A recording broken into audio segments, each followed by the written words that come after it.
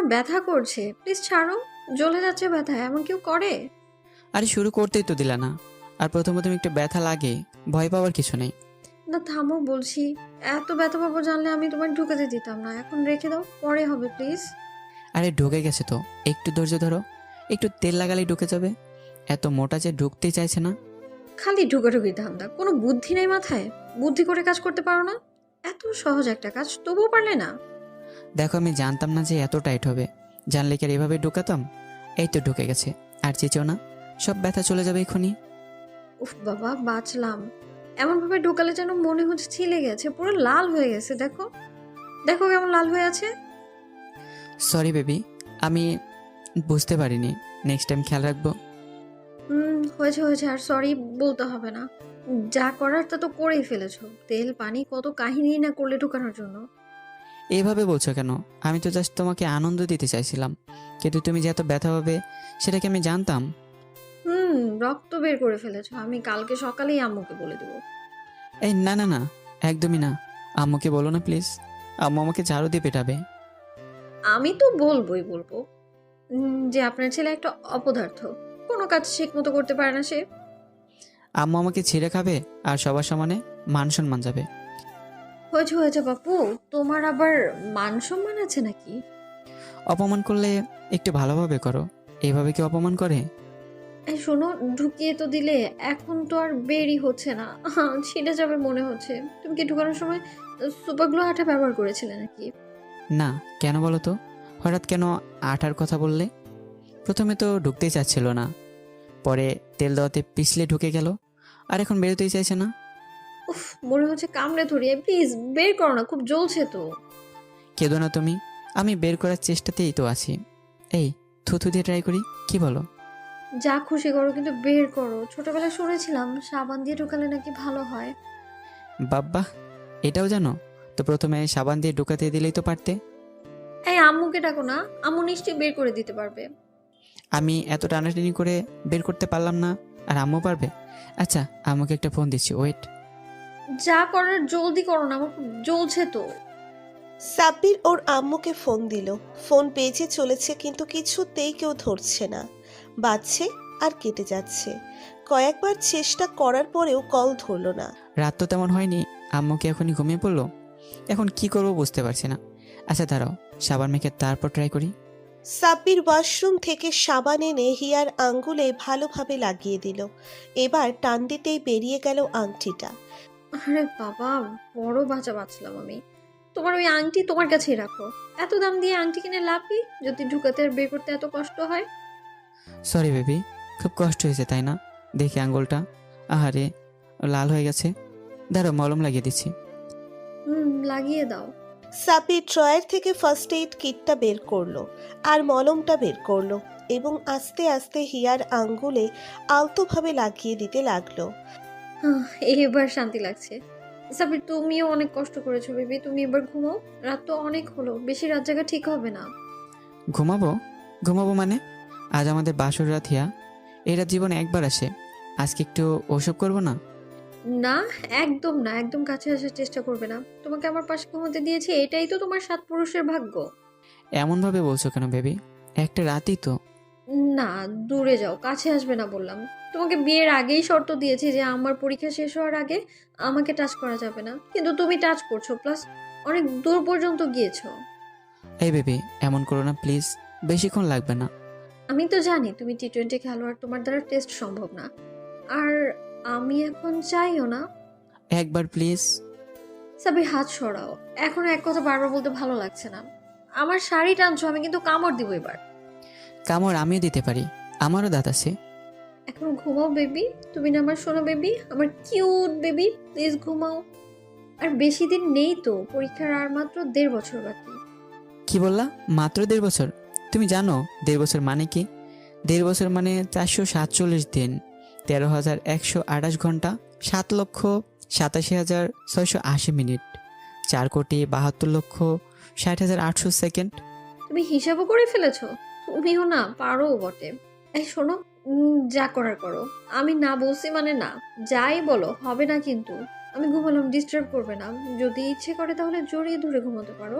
একটুকু স্যাক্রিফাইস করলাম আমি, এর থেকে বেশি কিছু না। হিয়ার মুখে এই কথা সাব্বির শুনে একটা বড় নিঃশ্বাস ফেলল। আজকে আর চাই হলো বিড়াল মারাটা আর হলো না সাব্বিরের। আজকে ব্যর্থ। কালকে বন্ধুদের সামনে কি করে মুখ দেখাবে সাব্বির? বন্ধুরা যখন বাসরের বীরত্ব নিয়ে গল্প শুনতে চাইবে, তখন সাব্বির কি জবাব দিবে তাদের? এসব ভাবতে ভাবতে সাব্বিরের চোখে ঘুম নেমে এলো।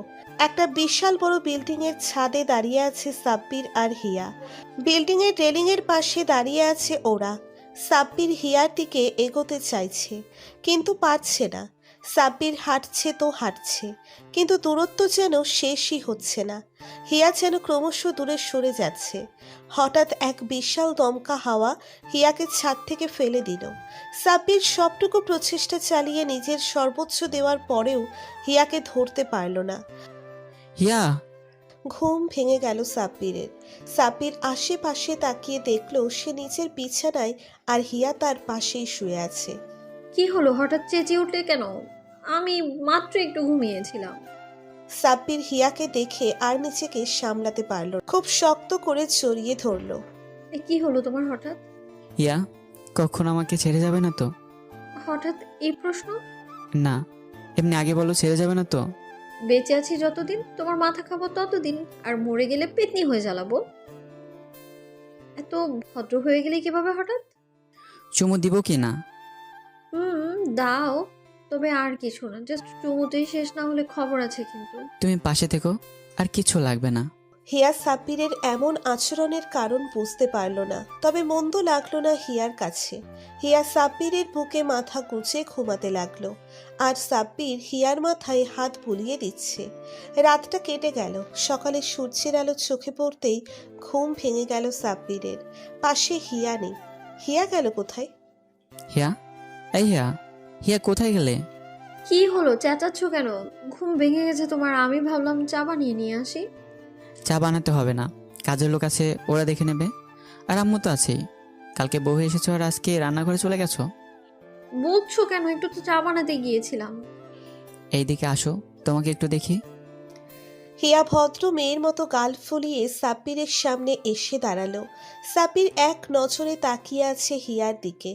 আসলে হিয়ার সাথে বিয়েটা হওয়ার চান্স খুব কম ছিল সাব্বিরের, কারণ হিয়ার আপু মেয়েকে ডাক্তার বানাবেন, আর তিনি চান না তার মেয়ে পড়াশোনা শেষ করার আগে বিয়ে করুক।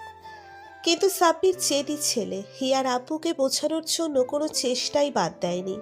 সাব্বির হিয়ার আপুর পায়ে পর্যন্ত পড়েছে হিয়াকে বিয়ে করার জন্য। অবশেষে সাব্বিরের আম্মু ঝগড়া করে বিয়ে দিয়ে এনেছে দুজনকে।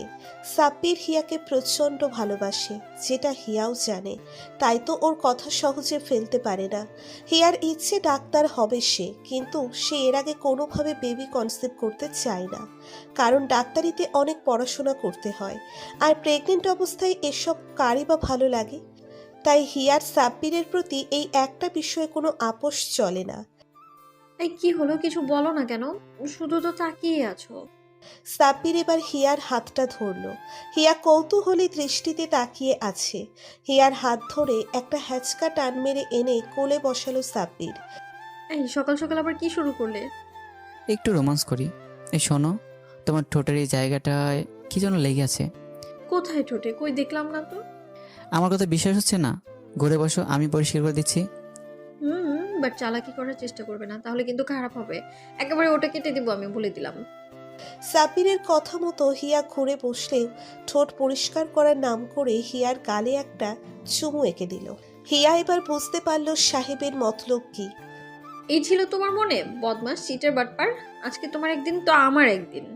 এই সরি, আসলে আমি এভাবে করতে চাইনি, তুমি তো করতে দাও না, তাই চলে বলে কৌশলে কাজ করতে হয়। আজকে খালি একবার ধরতে পারি তোমার, ছলে বলে কৌশলে বের করে দিব তোমার। ছোট বাচ্চাদের মতো সাব্বির দৌড়চ্ছে আর পিছনে হিয়া। হঠাৎ কারোর সাথে ধাক্কা লাগায় সাব্বির তাল সামলাতে না পেরে হোঁচট খেয়ে পড়ে গেল। নরম কিছুর ওপর নিচের মাথাটা আবিষ্কার করলো সে, কিন্তু এই মাঝ রাস্তায় এটা কি? সাব্বির চোখ খুলে দেখতেই টের পেল এটা কোনো মানুষ, আর মানুষ বললেই শেষ না, এটা একটা মহিলা মানুষ। সাব্বির এক লাফে উঠে গেল। মাটিতে ঈশিতা শুয়ে আছে। হ্যালো দুলা ভাই, কোমরটা তো ভেঙে দিয়েছেন। সকাল সকাল এত তাড়াহুড়ো করে কোথায় যাওয়া হচ্ছিল শুনি? আর ঈশিতা, তুমি কোথা থেকে এলে? সরি, আসলে একটু পেনিকে ছিলাম তো, তাই খেয়াল করিনি। তুমি মাইন্ড করো না কেমন? তা দৌড়াচ্ছিলেন কেন সেটা তো বলবেন। আরে হয়েছে কি, তোমার বান্ধবী হিয়া। তুমি তাহলে এখানেই চান্দু, সারা বাড়ি খুঁজে বেড়াচ্ছি আর তুমি এখানে গল্প করছো। আর মেয়েটাকে ঈশিতা না? হ্যাঁ, আমি ঈশিতাই। এমনভাবে বলছিস যেন ভূত দেখছিস। ভুলেই গিয়েছিলাম যে এ বাড়িতে তোরাও এসেছিস। সবই বুঝলাম, কিন্তু কোমরে এভাবে হাত দিয়ে আছিস কেন? আসলে ব্যাপারটা হলো, আরে তেমন কিছু না, মাটিতে পড়ে গিয়েছিল সীতা, আর সে থেকে একটু ব্যথা পেয়েছে। বাট জিজু, আপনি তো পড়ে গিয়েছিলেন, আমার কথা একে বলেছেন কেন? সাবির, তুমিও পড়ে গিয়েছিলে, ঈশিতাও পড়ে গিয়েছিল। ব্যাপারটা কেমন যেন লাগছে। কাহিনী কি? এটা বলে ঈশিতার সাব্বিরের দিকে তাকিয়ে ভ্রু নাচাতে লাগলো হিয়া। এইদিকে ঈশিতা সত্যি কথা বলছে, আর সাব্বির চাইছে না ও সত্যিটা বলুক। কারণ হিয়া এখন যা ক্ষেপে আছে, জানলে কি হুলুস থুলুস কাণ্ড করে বসে আল্লাহ মাবুদ ভালো জানে। কি হলো এই ঈশিতা, ঘটনা কি? দুজন পড়ে গিয়েছিলে মানে? ও তেমন কিছু না বেবি, জাস্ট একটা অ্যাক্সিডেন্ট। দুর্ঘটনা তো সবার জীবনেই হয়। অতীত মনে না রেখে ভবিষ্যতের ব্যাপারে ভাবা উচিত। এবার তো একদম শিওর যে কোনো ভেজাল আছে, না হলে তো তুমি এমন করতে না। এই ঈশিতা, বল তো কি হয়েছে? তেমন কিছু না, আমি আসছিলাম এদিক আর জিজুও আসছিল। আমাদের মাঝখানে একটা ধাক্কা লাগে, আমরা দুজন পড়ে যাই মাটিতে, এইটুকুই। এই তাহলে তোমার দুর্ঘটনা? লুচ্চা একটা মেয়ে দেখলেই খালি গায়ে পড়ো না। আমি থাকবো না তোমার সাথে, আমি এক্ষুনি বাড়ি চলে যাব। বেবি, তুমি আমায় ভুল বুঝছো, আসলে আমি ইচ্ছে করে করিনি। ও বেবি শোনো। কি হলো ব্যাপারটা? ও তো উত্তেজিত হয়ে পড়লো কেন? উত্তেজনা তোমার বান্ধবী তেমন নাই, ও জাস্ট কেবল রাগ ঝাড়তে পারে। এখন যাই আমি, না হলে মহারানী কেঁদে বন্যা নিয়ে আসবে। সাব্বির হিয়ার পেছন পেছন নিচে গেল। হিয়া গাল ফুলিয়ে সোফায় বসে আছে। এই, রাগ করছো কেন? আমি তো ইচ্ছে করে করিনি। কে রাগ করেছে? আমি রাগ করতে যাব কেন? তুমি যেখানে খুশি যাও, যা খুশি করো, তাতে আমার কি? তাতে তোমার কিছু না, তাই তো? তাহলে ঈশিতার সাথে একটু রোমান্স করে আসি। তোমার বান্ধবীর চেহারা কিন্তু মাশাআল্লাহ খারাপ না। কুত্তা, তুই এইখান থেকে এক পা নড়ে দেখা, তোর পা না আমি খাড়া করে এক দিব একদম। এমন ঘুষি মারবো যে সব দাঁত পড়ে যাবে। এখন রাগ হচ্ছে কেন? আচ্ছা যাবো না, যাও। আমার ঘুমটা হয়নি, ঠিক মতো একটু ঘুমাবো। এই বলে হিয়ার কোলে মাথা রাখতে গেল সাব্বির, কিন্তু হিয়া উঠে চলে গেল। আর যাওয়ার সময় হাসতে লাগলো। মেয়ে মানুষের মন বুঝতে পারে এমন কোনো পুরুষ এখনো পৃথিবীতে জন্ম নেয়নি। ১.৫ বছর পর আজকের হিয়ার পরীক্ষা শেষ। হিয়ার স্বপ্ন সফল হয়েছে। সব কিছু ঠিকঠাক থাকলে হিয়া একজন ডাক্তার হবে। বাড়িতে ফিরে সাব্বিরের জন্য অপেক্ষা করছে হিয়া। সাব্বির একজন স্বনামধন্য ইঞ্জিনিয়ার। সারা দিন ব্যস্ত থাকে, মাসের ৫-১০ দিন থাকে বিদেশে। রাত হয়ে গেছে, সাব্বির বাড়িতে ফিরেছে। কোথায় ছিলে সারাদিন? কাজ ছিল তাই ব্যস্ত ছিলাম। তাই বুঝি? তাহলে আমার ফোন ধরনি কেন? বললাম না ব্যস্ত ছিলাম, খুব টায়ার্ড, আমি ঘুমাবো। জানতে চাইলে না আজকে আমার পরীক্ষা কেমন হয়েছে? তুমি ভালো ছাত্রী তো পরীক্ষা নিশ্চয়ই ভালো হবে, এটা আর জিজ্ঞাসা করার কি আছে? পরীক্ষা ভালো হয়েছে, কিন্তু তুমি কেমন যেন হয়ে গেছো। আমি কেমন হয়ে গেছি মানে? আমি আবার কেমন হয়ে গেছি? আগের মতো আর কেয়ার করো না আমার প্রতি।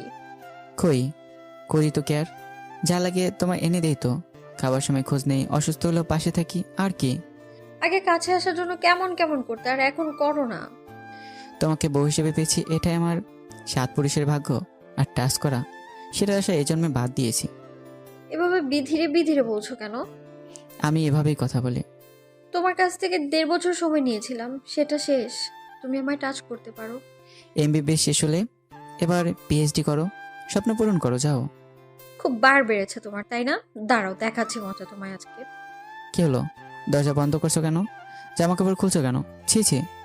আজকে তোমাকে ধর্ষণ করবো আমি, মনের মতো আর ইতিহাসে প্রথমবারের মতো। তাই বুঝি? সেটা তো আমার কাজ, আমি ভালো পারি। এটা বলেই সাব্বির রুমের লাইটটা অফ করে দিল। দুজন মেতে উঠল এক উন্মাদনায়। রুমের ভেতরে শুধু হিয়ার জোরে নিঃশ্বাস পড়ার শব্দ শোনা যাচ্ছে। প্লিজ আস্তে করো, আমি তো কোনোদিন করিনি, ব্যথা করছে খুব। একটু ওয়েট করো, কিছুক্ষণ পর ভালো লাগবে। আমাকে ভালোবাসো সাব্বির, আরো বেশি ভালোবাসো, তুমি শুধু আমার। এই যে আপনাকে বলছি, কেমন লাগলো আমাদের আজকের গল্পটি কমেন্ট করে জানিয়ে দিন।